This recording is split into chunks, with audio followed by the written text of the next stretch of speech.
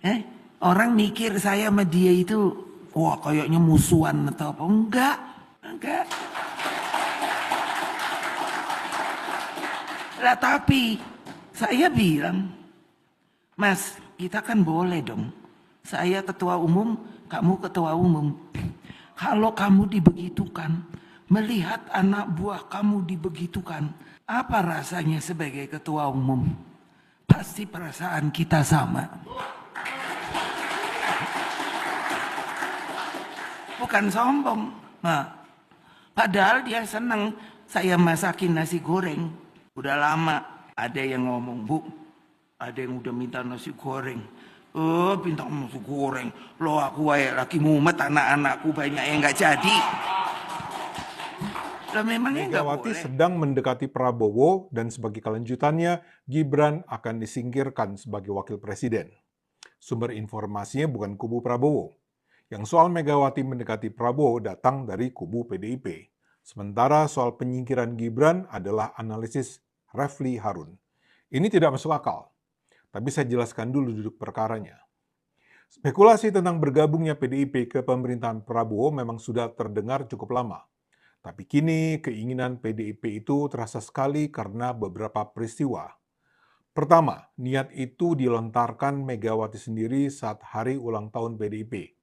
Dalam pidato di depan para kadernya, Mega secara khusus berterima kasih kepada Prabowo yang telah memulihkan nama baik Bung Karno, ayah Megawati.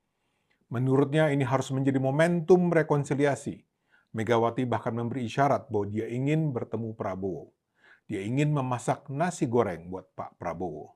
Dia bilang pertemuan bisa dilakukan dalam kapasitas sebagai sesama ketua umum.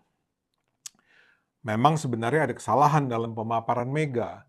Yang memulihkan nama Bung Karno bukanlah Pak Prabowo. Gelar pahlawan nasional kepada Bung Karno dikeluarkan oleh Presiden SBY pada 2012.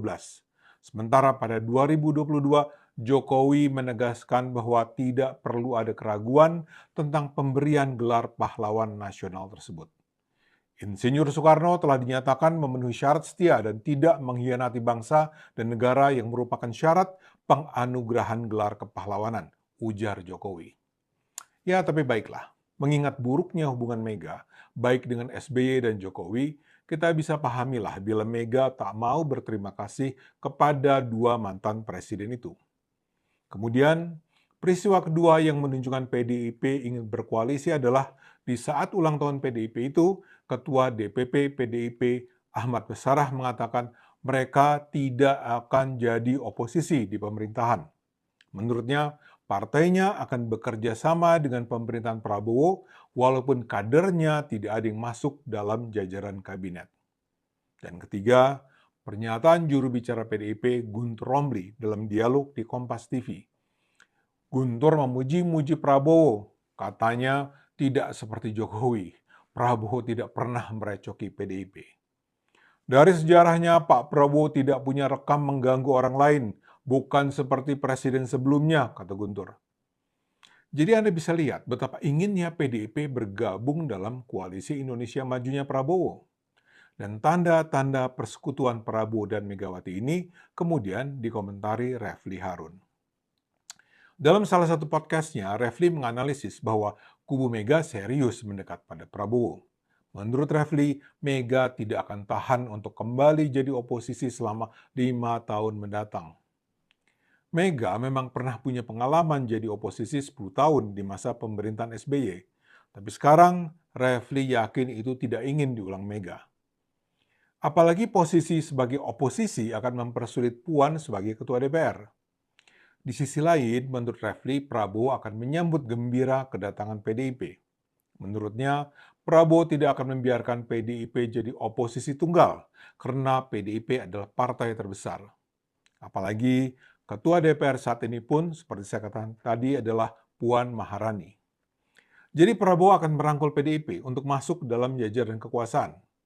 Bila itu terjadi, sudah tidak akan ada lagi kekuatan oposisi yang berseberangan dengan kekuasaan Prabowo. Tapi klimaks dari paparan Refli bukanlah soal persekutuan Prabowo dan Megawati saja. Refli tidak berhenti di sana. Menurutnya, bargaining position yang mungkin ditawarkan Prabowo adalah Puan menjadi wakil presiden. Untuk itu, dan inilah yang paling mengejutkan, Gibran harus diturunkan. Pemberhentian itu memang harus dilakukan secara konstitusional. Tapi bagi Refli, penyingkiran Gibran bukanlah hal yang sulit kalau Prabowo bisa mengkonsolidasi semua partai politik. Mereka bisa bersama-sama melakukan impeach terhadap Gibran.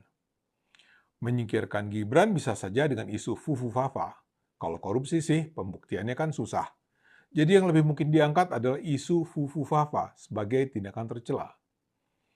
Bagi Refli dalam hal ini Prabowo tidak perlu memikirkan pandangan Jokowi karena Jokowi sudah tidak lagi berpengaruh. Refli juga mengatakan, kalau PDIP memang bergabung dengan Prabowo yang berpotensi jadi oposisi adalah Anies Baswedan, kalau benar dia memang akan membentuk partai baru. Tapi kalau Prabowo tidak nyaman dengan kemungkinan itu, Prabowo bisa menawarkan jabatan menteri kepada Anies. Sekarang pertanyaannya, seberapa masuk akalkah analisis tersebut? Seperti saya katakan, tidak masuk akal. Upaya Megawati untuk mendekat pada Prabowo tentu saja sangat masuk akal. Dan kalau itu terjadi, memang hampir pasti Prabowo menerimanya. Tapi kalau itu harus mengorbankan hubungan Prabowo dengan Jokowi, itu hampir pasti tidak akan terjadi. Menyingkirkan Gibran bisa jadi bisa dilakukan, tapi menurut saya, Prabowo melihat Jokowi sama sekali bukan sebagai musuh, atau mantan musuh, atau sekedar tokoh masa lalu yang populer sehingga perlu dimanfaatkan untuk kepentingan kekuasaan. Prabowo jauh lebih bermartabat dari itu. Prabowo menghargai Jokowi karena apa yang dilakukan Jokowi terhadapnya dan apa yang dia lihat dilakukan Jokowi terhadap negara ini. Sejak pemilihan Gubernur DKI 2012, Prabowo sudah mendukung Jokowi untuk jadi calon gubernur. Memang Prabowo harus berseteru dengan Jokowi dalam Pilpres 2014 dan 2019. Itu adalah dua pertarungan yang menyakitkan. Tapi apa yang dilakukan Jokowi pada 2019 dengan menawarkan posisi Menteri Pertahanan kepada Prabowo adalah sebuah langkah luar biasa di mata Prabowo. Jokowi ketika itu tidak menghadirkan profil penguasa yang arogan dan bermusuhan. Jokowi nampak sebagai pemimpin yang bersahabat, rendah hati, dan menomorsatukan kepentingan rakyat secara keseluruhan. Prabowo juga kemudian menyaksikan dengan mata kepalanya sendiri bagaimana Jokowi memimpin negara sebagai presiden pada 5 tahun pemerintahan di mana Prabowo ikut terlibat sebagai menteri. Dan terakhir, ketika pada 2024 Prabowo bertarung kembali, Jokowi mensupportnya. Jokowi bahkan meminta atau mengizinkan Gibran untuk maju mendampingi Prabowo. Prabowo juga tahu bahwa kemenangannya saat itu turut dipengaruhi kehadiran Gibran di sampingnya. Singkat kata, Jokowi adalah figur penting bagi Prabowo. Prabowo memang sangat mungkin menerima Megawati untuk jadi anggota koalisi kekuasaannya, tapi itu hanya akan dia lakukan kalau itu harus terjadi tanpa mengorbankan Gibran dan Jokowi. Bayangan Refli bahwa untuk menerima Megawati, Prabowo akan menyingkirkan Gibran demi memberi tempat bagi Puan, saya percaya sangat tidak masuk akal. Coba saja kita lihat relasi kekuasaan Prabowo dan Megawati.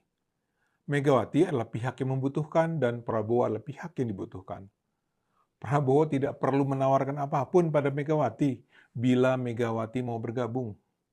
Justru Megawati yang harus menunjukkan manfaat apa yang akan diperoleh Prabowo agar sang presiden mau menerimanya. Prabowo berada di titik yang kuat, Megawati berada di titik yang lemah. Jadi, Megawati mungkin saja masuk dalam koalisi kekuasaan Prabowo, tapi jangan pernah bayangkan itu akan mengurangi rasa hormat Prabowo pada Jokowi. Ayo gunakan akal sehat, karena hanya kalau kita gunakan akal sehat, Indonesia akan selamat.